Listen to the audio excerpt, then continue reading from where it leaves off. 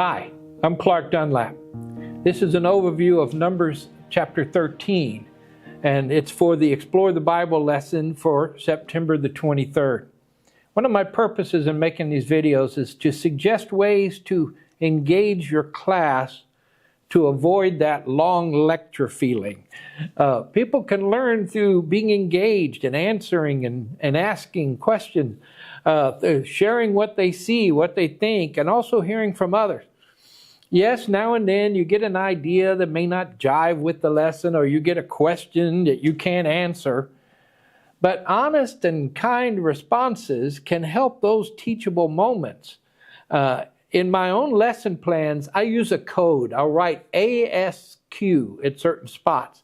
That reminds me to ask questions at this place to engage people. But I spell it funny. I spell it ASQ because that reminds me to ask significant questions that may relate to applying the truth to our own lives, or it may ask something that requires some critical thinking skills. But to ask significant questions helps you dig a little deeper, and I pray you'll be able to do this during this lesson. One night, I was in the 6th grade. I got a ride home from Boy Scouts with my buddy who lived across the street. It had started to rain slightly, so his dad dropped me off right up in my driveway close to the house. Now, my parents had joined a bowling league, and so they weren't home. The house was dark, and I don't have a house key, but my parents always left the garage door unlocked because once I got in the garage, I could pick the lock on the door from the garage to the kitchen. I was resourceful that way. So I raised up the garage door. There was a little string light. I could turn on a light in the garage. And I left that garage door up so my parents, when they came home soon, could, if it was raining, pull right into the garage. This was before the days of automatic garage door openers. And then I opened the door. I went on into the kitchen.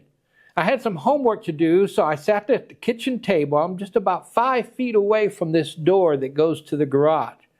It's a very flimsy door, let me add, and it's got a window in the top half. It's easy to break into if you needed to. And while I worked on my homework, I heard a car motor running, and it must have just rolled into the garage, and I just assumed my folks were home.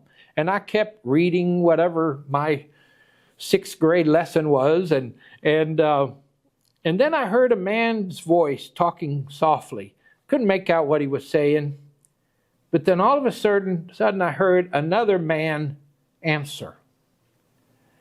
They're short phrases. I didn't know what they're saying, but one thing I knew, this wasn't mom and dad. These 2 men, I don't know who they are. I was frozen to my kitchen chair. I stared hard at that doorknob, did I lock the door? I knew I hadn't. I just let the door close behind me. Mom and Dad would be home soon. Who needs to lock the door? I decided that those guys really wanted in. Locking the door wouldn't stop them anyway. Maybe I should go hide. I still couldn't move. I was just frozen to the chair. I was scared to death. Now, all of this took maybe 3 minutes. It seemed like a half an hour. And then I heard 2 car doors shut, heard the engine rev a little bit and fade, and suddenly it was gone.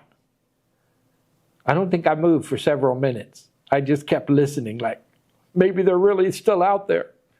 Finally, I got up, peeked out the window of the door. There's nobody in the garage. I walked out into the garage, and I kid you not, I remember seeing some damp car tracks. There was no mud or anything, but there was just a light track there of water where the car had pulled in. The rain had long stopped since I got there.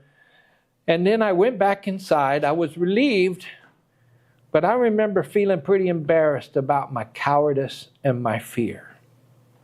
Have you ever been too scared to move? I wonder what I would have done if my father had been on the phone and said, get up, lock the door, and then call the police. Would I have obeyed my father? Would I have sat there frozen to the chair? I remembered this story because the children of Israel have come to the doorway of the promised land. They had orders to go in. Their heavenly Father wanted them to go. They had wonderful promises about the land. You know, to a nomadic people group, land is everything. And they had seen God do miraculous things, but they were too afraid to obey. So we're in Numbers 13. It's just a year over since they came out of slavery in Egypt. Already we've seen them sin against God in some big ways. We see them complain and rebel. And still, God is moving them toward His promise of a land flowing with milk and honey. In chapter 13, verse 1, God tells Moses to send spies into the land. The Lord spoke to Moses, saying, "Send men to spy out the land of Canaan, which I am giving to the people of Israel.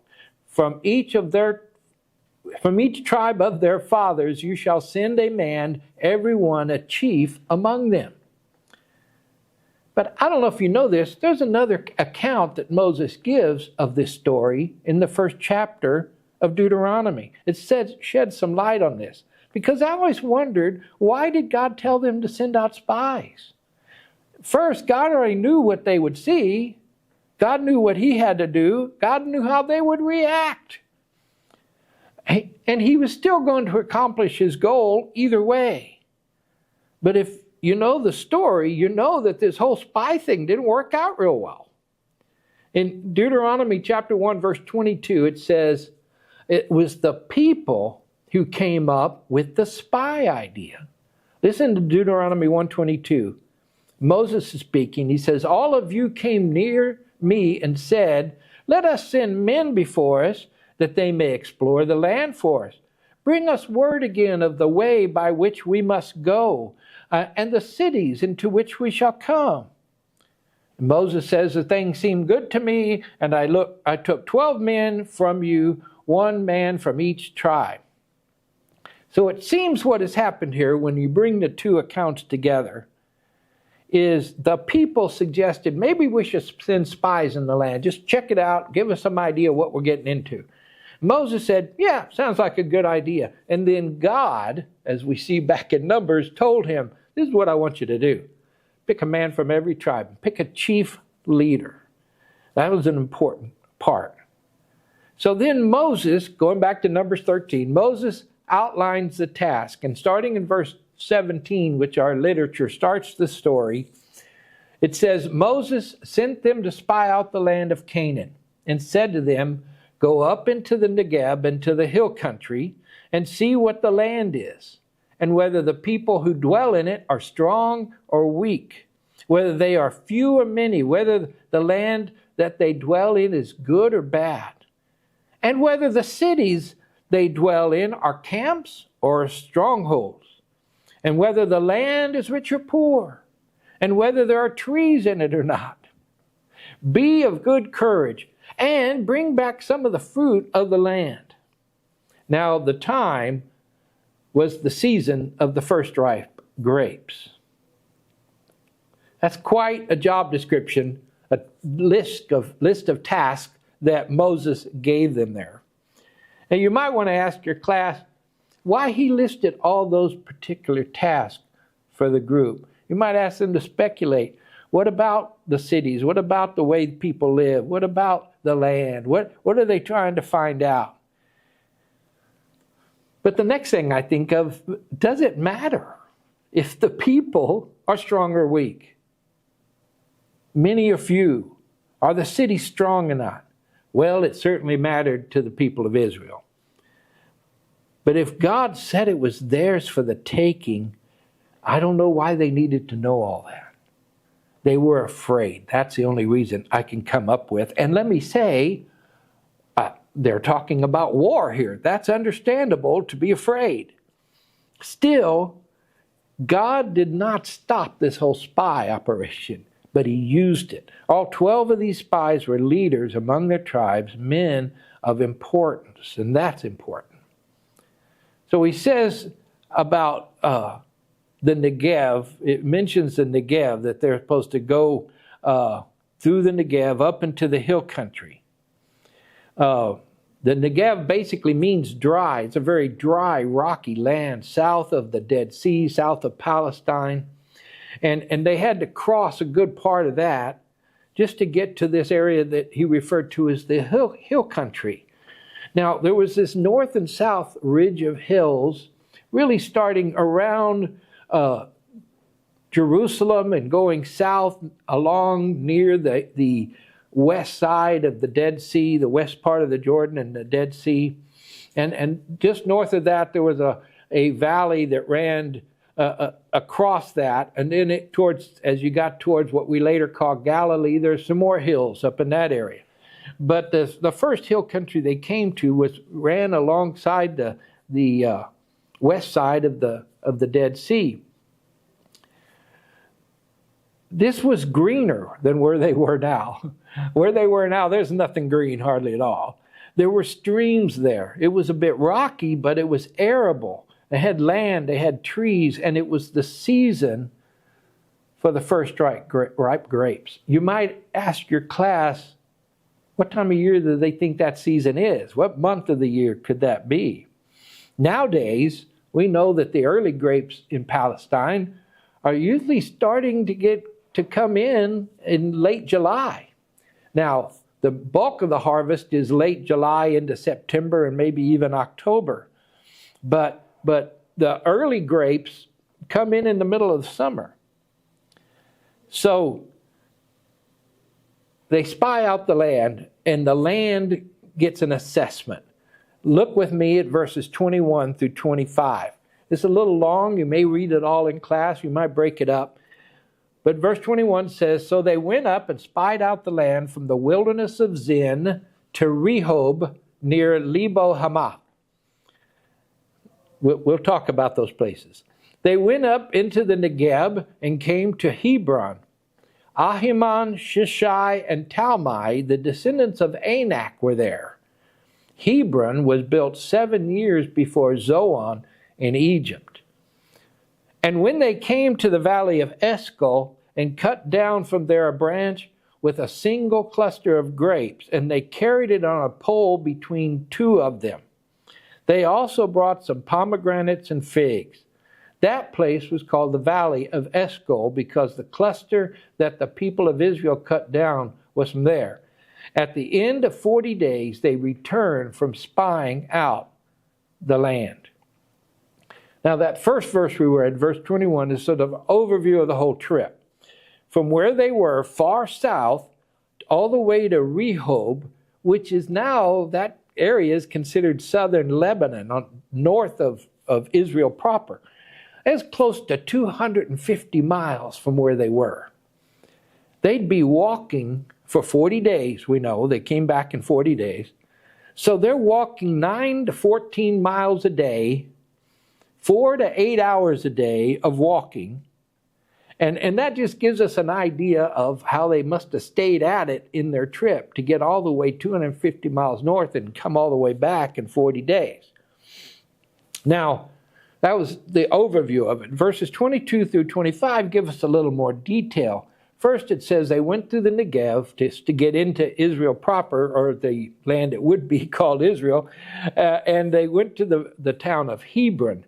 Hebron was a city that existed when Abraham came to southern Palestine generations before this, way back in Genesis 13. And in this area, it mentions 3 descendants of Anak. Now, you might ask your class what they know about the Anakim, the descendants of Anak. These were tall, strong warriors. The spies had even said they felt like grasshoppers compared to them, if you look down at verse 33 later in the chapter. The spies also referred to these big, strong descendants of Anak as Nephilim. Now, the Nephilim were like giants in the land, but that's recorded pre-flood. So I don't know how they would have continued after the flood, but that's the way they referred to them. And still, some of the descendants of these descendants of Anak may well have been where Goliath came from. So they may well have continued even after the invasion, and some of them ended up over in with the Philistines on the southern Gaza Strip, was what we refer to that area today. Then it says they brought fruit from the Esco Valley. It's a valley that ran alongside the hill country near the Dead Sea, and it kind of runs down midway to the middle of the Dead Sea, but off to the west, and that area. In fact, Abraham was a friend of Eshcol when he lived in southern Palestine, and this is called the Valley of Eshcol generations later. So after 40 days, they came home, and we get the report from this band of spies in verses 26 through 31. Let me read quickly.